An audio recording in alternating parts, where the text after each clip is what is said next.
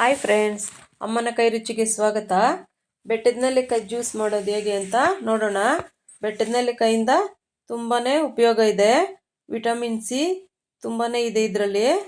ಜ್ವರ, ಶೀತ, ಕೆಮ್ಮು ಏನಿದ್ದಾಗಲೂ ಅಷ್ಟೇ ತಗೊಂಡ್ರೆ ತುಂಬಾ ಕಡಿಮೆ ಆಗುತ್ತೆ.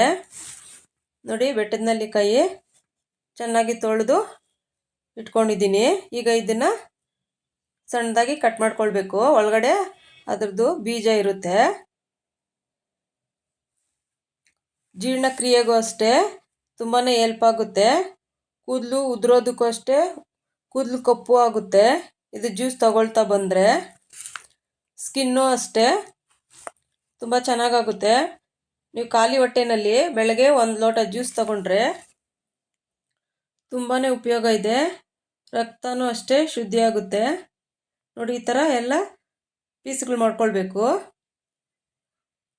ಈಗ ಮಿಕ್ಸಿಗೆ ಹಾಕ್ಕೊಂಡು ಈ ಥರ ಸಣ್ಣ ಪೀಸ್ ಹಾಕಿದ್ರೆ ನೈಸಾಗಿ ಚೆನ್ನಾಗಿ ಮಿಕ್ಸಿಗೆ ಹಾಕ್ಬೋದು.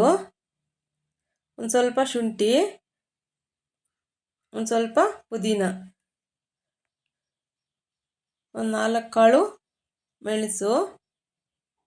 ಈಗ ನೀರು ಹಾಕದೇನೆ ಹಾಗೆ ಮಿಕ್ಸಿ ಮಾಡ್ಕೊಳ್ಬೇಕು. ನೋಡಿ, ನೈಸಾಗಿ ಆಗಿದೆ. ಶುಗರ್ ಇರೋರಿಗೆಲ್ಲ ತುಂಬಾ ಒಳ್ಳೆಯದು. ನೋಡಿ, ಈಗ ಒಂದು ಈ ಥರ ಸೋಸರ್ ತಗೊಂಡು ನಾವೇನು ರುಬ್ಬಿರೋ ಮಿಶ್ರಣ ಇರುತ್ತೆ ಇದಕ್ಕೆ ಹಾಕಿ ಅದರ ರಸನ ತಗೊಳ್ಬೇಕು. ಹೊಟ್ಟೆ ಉಬ್ಬರ, ಅಜೀರ್ಣ ಏನಿದ್ರೂ ಈ ಥರ ತಗೊಳೋದ್ರಿಂದ ತುಂಬಾ ಉಪಯೋಗ ಇದೆ. ಕಡಿಮೆನೂ ಆಗುತ್ತೆ ಬೇಗನೆ. ನೋಡಿ, ಅದು ಆಲ್ರೆಡಿ ಜ್ಯೂಸ್ ಬರ್ತಾ ಇದೆ. ನೋಡಿ, ಈ ಥರ ಒಂದು ಮೇಲೆ ಒಂದು ಈ ಥರ ಒಂದು ಪ್ಲೇಟ್ ಇಟ್ಕೊಂಡು ಪ್ರೆಸ್ ಮಾಡಿದ್ರೆ ಇರೋ ಜ್ಯೂಸ್ ಎಲ್ಲ ಒಂದೇ ಸರಿಗೆ ಬರುತ್ತೆ.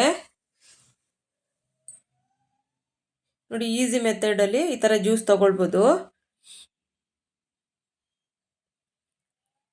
ಚೆನ್ನಾಗಿ ಪ್ರೆಸ್ ಮಾಡಿ. ಇನ್ನೊಂದು ಸ್ವಲ್ಪ ಈ ಇಪ್ಪೆ ಇರುತ್ತಲ್ವ, ಅದಕ್ಕೆ ಸ್ವಲ್ಪ ಬೇಕು ಅಂದರೆ ನೀರು ಹಾಕ್ಕೊಂಡು ಇನ್ನೊಂದು ಸ್ವಲ್ಪ ಜ್ಯೂಸ್ ತಗೊಳ್ಬೋದು. ಪ್ಯೂರಾಗಿ ಬೇಕು ಅಂದರೆ ನೋಡಿ ಇಷ್ಟರಲ್ಲೇ ನೀಟಾಗಿ ಬರುತ್ತೆ. ನೋಡಿ, ಎಲ್ಲ ತೆಗ್ದಿದ್ದೀನಿ. ನಾನು ಎಕ್ಸ್ಟ್ರಾ ಏನು ನೀರೇನು ಆ್ಯಡ್ ಮಾಡಿಲ್ಲ. ನೋಡಿ, ಇದಿರುತ್ತವಲ್ಲ ಈ ಥರ ಸೋಸಿರೋದು ಒಟ್ಟು ಇದನ್ನು ಒಣಗಿಸಿ ತಲೆಗೂ ಹಚ್ಕೊಳ್ಬೋದು.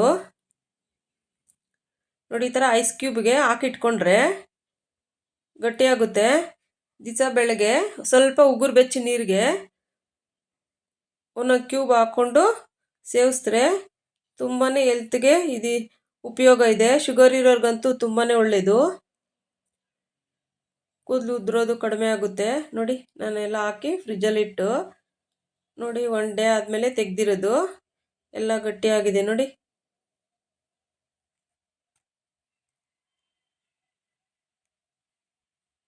ಈ ಥರ ಆಗುತ್ತೆ. ನಾವು ಡೈಲಿ ಮಾಡೋಕ್ಕಾಗಿಲ್ಲ ಅಂದರೆ ಈ ಥರ ಮಾಡಿ ಇಟ್ಕೊಂಡ್ರೆ 5 ದಿವಸ 6 ದಿವಸಕ್ಕೆ ಒಂದ್ಸರಿ ಈ ಥರ ಮಾಡ್ಕೊಳ್ಬೋದು. ನೋಡಿ, ಉಗುರು ಬೆಚ್ಚಗೆ ನೀರಿಗೆ ಒಂದೊಂದು ಕ್ಯೂಬ್ ಹಾಕ್ಕೊಂಡ್ರೆ ಸಾಕಾಗುತ್ತೆ ಡೈಲಿ ಅಷ್ಟೇ.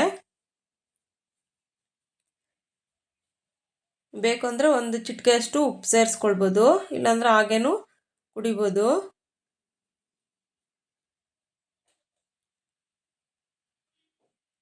ಜೀರ್ಣಕ್ರಿಯೆನೂ ಅಷ್ಟೇ ಇದರಿಂದ ತುಂಬ ಚೆನ್ನಾಗಾಗುತ್ತೆ.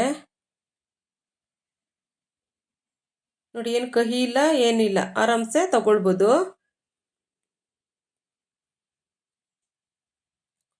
ಒಮ್ಮೆ ಟ್ರೈ ಮಾಡಿ ನೋಡಿ. Thank you friends.